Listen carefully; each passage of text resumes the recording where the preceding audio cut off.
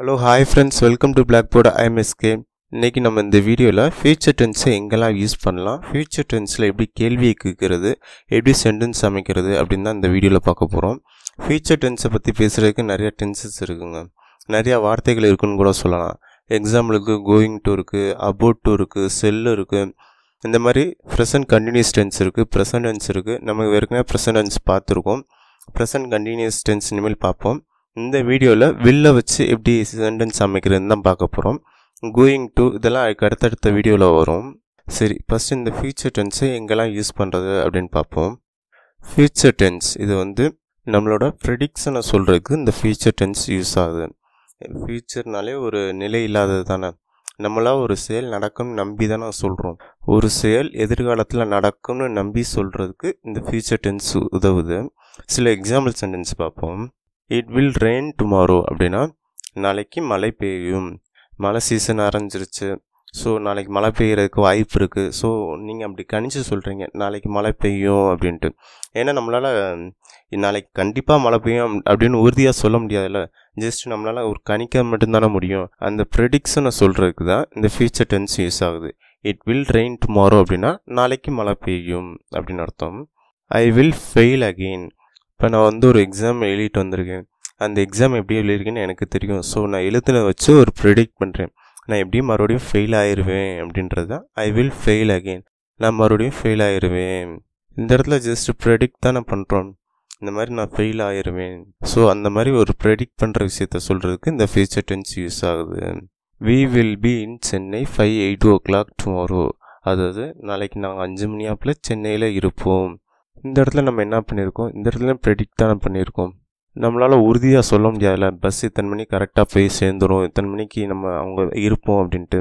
So இந்த இடத்துல we will B அப்படின்னா நாங்கள் இருப்போம். இந்த இடத்துல நம்ம கணிச்சிருக்கோம் ஒரு 8 மணி இருப்போம் அப்படின்ட்டு. இந்த ப்ரெடிக்ஷனை பற்றி பேசும்போதெல்லாம் ஐ திங்க், ஐ கெஸ் இந்த வார்த்தையெல்லாம் அடிக்கடி சேர்ந்தே வரும். I think it will rain tomorrow அப்படின்னா நான் நினைக்கிறேன் நாளைக்கு மழை பெய்யுன்ட்டு. I think I will fail again.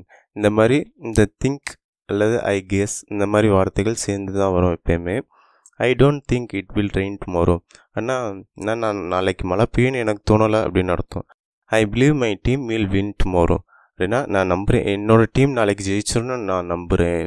So first point, நம்மளோட ப்ரெடிக்ஷனை சொல்கிறதுக்கு இந்த ஃபியூச்சர் டென்ஸ் யூஸ் ஆகுது. இந்த ஃபியூச்சர் டென்ஸ் ரெண்டாவது எங்கே யூஸ் ஆகுதுன்னா நம்மளோட உடனடி முடிவை சொல்கிறதுக்கு இந்த ஃபியூச்சர் டென்ஸ் யூஸ் ஆகுது. இப்போ எக்ஸாம்பிளுக்கு உனக்கு காஃபி சாப்பிட்றியா டீ சாப்பிட்றியா அப்படின்னு கேட்குறாங்க. அதுக்கு நம்ம அந்த இடத்துல என்ன சொல்லுவோம், நான் காஃபி சாப்பிட்றேன் அப்படின்னு சொல்கிறோம்ல, அல்லது ஏதோ ஒன்று சாப்பிட்றோன்னு சொல்கிறோம்ல. அந்த இடத்துல அவங்க கேள்வி கேட்டதும் ஒரு முடிவை சொல்கிறோம்ல, ஒரு பதிலை சொல்கிறோம்ல. அப்படின்னா அந்த இடத்துல நம்ம ஒரு முடிவு டக்குன்னு எடுத்துருக்கோம்ல, அந்த உடனடி முடிவை சொல்கிறதுக்கு தான் இந்த ஃபியூச்சர் டென்ஸ் யூஸ் ஆகுது. இப்போ இந்த இடத்துல I will have a coffee, நான் காஃபி சாப்பிட்றேன், அல்லது ஐ வில் ஹேவ் டீ. இந்த மாதிரி அந்த ஸ்பாட்டில் எடுத்த முடிவை சொல்கிறதுக்கு இந்த ஃபியூச்சர் டென்ஸ் யூஸ் ஆகுது. இப்போ சில எக்ஸாம்பிள் சென்டென்ஸ் பார்ப்போம். இப்போ ஃபோன் அடிச்சுட்டு இருக்குது, யாராவது அந்த ஃபோன் எடுங்கப்பா அப்படின்னு சொல்கிறாங்க. ஐ வில் ஆன்சர் இட், நான் அதுக்கு பதில் சொல்கிறேன், அல்லது ஐ வில் பிக்கப், நான் அதை எடுக்கிறேன். ஸோ அந்த ஃபோன் அடித்ததும் ஏதோ ஒரு முடிவு எடுக்கிறீங்களா, நீங்கள் எடுக்கிறீங்கன்ட்டு அதை தெரியப்படுத்துறதுக்கு இந்த ஃபியூச்சர் டென்ஸ் யூஸ் ஆகுது. இன்னொரு எக்ஸாம்பிள் சென்டென்ஸ் பார்ப்போம். தமிழ் படத்தில் கூட ஒரு மாப்பிள்ளை ஓடி போயிடுவார். அதாவது கல்யாணம் பண்ணிக்கிற நேரத்தில் மாப்பிள்ளை ஓடி போயிடுவார். இப்போ இந்த பொண்ணை யாருப்பா கல்யாணம் பண்ணிக்கிறோம் அப்படின்னு கேட்டு இருக்கும்போது, இதுக்கு இந்த பொண்ணு தானே, நான் கல்யாணம் பண்ணிக்கிறேன் அப்படின்னு சொல்லுவாங்களா. அந்த ஸ்பாட்டில் எடுத்த முடிவு, நான் கல்யாணம் பண்ணிக்கிறேன் அப்படின்னு சொல்கிறாங்களா. ஐ வில் மேரி ஹேர், நான் அவளை கல்யாணம் பண்ணிக்கிறேன். அந்த ஸ்பாட்டில் எடுத்த முடிவு ஐ வில் மேரி ஹேர், நான் அவளை கல்யாணம் பண்ணிக்கிறேன்.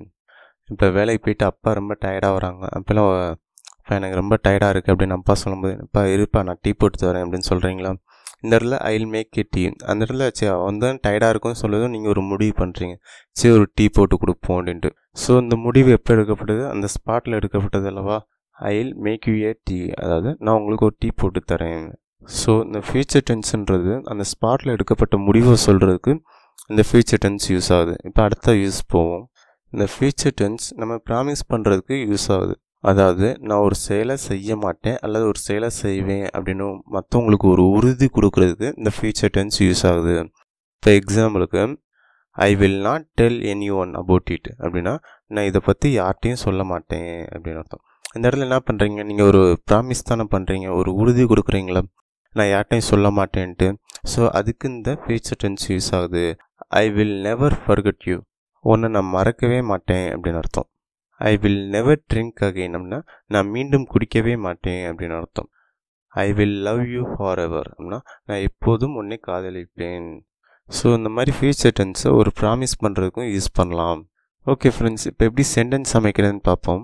ஃபியூச்சர் டென்ஸில் ஒரு சென்டென்ஸ் அமைக்கணும்னா எப்பயும் போல தான், ஒரு சப்ஜெக்ட், அதுக்கடுத்து வில், அதுக்கடுத்து வெர்போன். அதாவது வெர்போன்னா நம்ம ஏற்கனவே தெரியும், வெர்போன்னா ப்ரெசன்ட் டென்ஸ் வெர்ப். அதுக்கடுத்து நமக்கு தேவையான இன்ஃபர்மேஷன்லாம் ஆட் பண்ணிக்கணும்.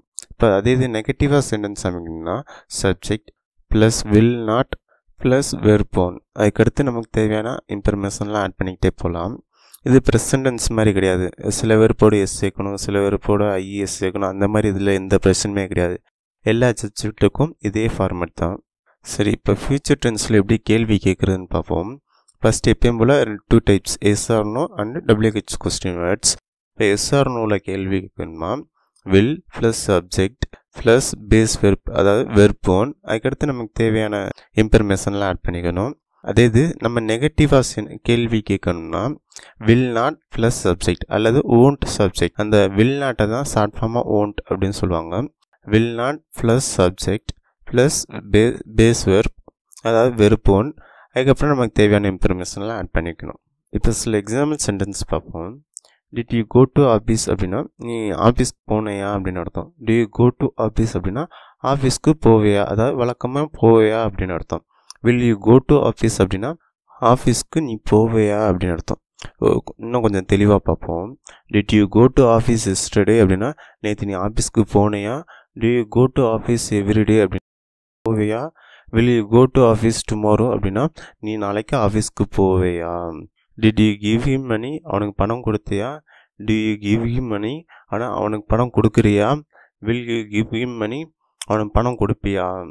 வில் யூ ட்ரெயின் டுமாரோ, நாளைக்கு மழை பெய்யுமா. Will you please by a new dress for me அப்படின்னா எனக்கு ஒரு புது ட்ரெஸ் வாங்கி தரையா. Will you do me a favour, அதாவது எனக்கு ஒரு உதவி செய்வியா. Will you wait for me, எனக்காண்டி நீ காத்திருப்பியா. வில் சி ப்ளே டென்னிஸ், அவள் டென்னிஸ் விளாடுவாளா. டிட் சி ப்ளே டென்னிஸ் அப்படின்னா அவள் டென்னிஸ் விளாண்டாளா. அவள் வழக்கமாக டென்னிஸ் விளாடுவாளானா டஸ் சி ப்ளே டென்னிஸ் அப்படின்னா அவள் வழக்கமாக டென்னிஸ் விளாடுவாளா. இப்போ ஏதோ அடிபட்டுருக்கு, ஸோ அவள் கன்ஃபார்ம் பண்ணிக்கிறக்காண்டி கேட்குறீங்க நாளைக்கு அவள் டென்னிஸ் விளாடுவாளா அப்படின்ட்டு. Will she play tennis tomorrow, அவள் நாளைக்கு டென்னிஸ் விளாடுவாளா. ஓகே ஃப்ரெண்ட்ஸ், இப்போ நம்ம WH கொஸ்டின் வேர்டு எப்படி அமைக்கிறதுன்னு பார்ப்போம். ஏன்னா வழக்கம் போல தான், எப்பயும் போல தான், அதே ஸ்ட்ரக்சர் தான். அந்த ஸ்ட்ரக்சருக்கு முன்னாடி WH கொஸ்டின் வேர்ட்ஸை ஆட் பண்ணிட்டோம்னா WH கொஸ்டின் வேர்ட்ஸ். நமக்கு அடிக்கடி யூஸ் ஆகிற சில கொஸ்டின்ஸ் பார்ப்போம். When will we meet again, எப்பொழுது நாம் மீண்டும் சந்திப்போம். Who will be new prime minister of India, இந்தியாவின் புதிய பிரைம் மினிஸ்டர் யாராக இருப்பார்.